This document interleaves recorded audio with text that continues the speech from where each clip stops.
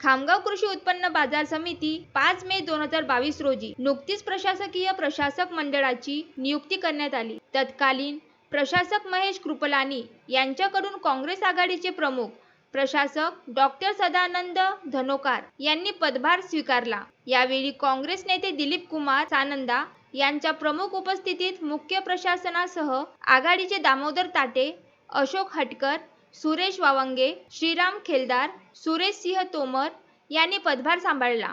यावेळी खामगाव कृषी उत्पन्न बाजार समितीमधील अडते व्यापारी असोसिएशन तर्फे बनवारी सेठ टिंबलेवाल, अजय खंडेलवाल, अजय अग्रवाल, संजय झुंझुनवाला, विवेक मेहता, देवेंद्र मुनीत, प्रमोद पनपालिया, दिलीप कुमार सानंदा यांनी आपले मनोगत व्यक्त करताना सांगितले की 5 वर्षापासून खामगाव कृषी उत्पन्न बाजार समिती खंडित झालेल्या विकास कामांना चालना देऊन प्राधान्य शेतकऱ्यांसाठी यांचे पाणी व 1 रुपयाचे भोजन व्यवस्था करण्यात येईल, अशी ग्वाही माजी आमदार दिलीप कुमार सानंदा यांनी दिली. आपल्या पदाचा व पद स्वीकारल्यानंतर सांगितले की राणा दिलीप कुमार सानंदा व आघाडीच्या नेत्यांनी माझ्यासह 7 जणांना बाजार समितीमध्ये प्रशासक म्हणून संधी दिली आहे.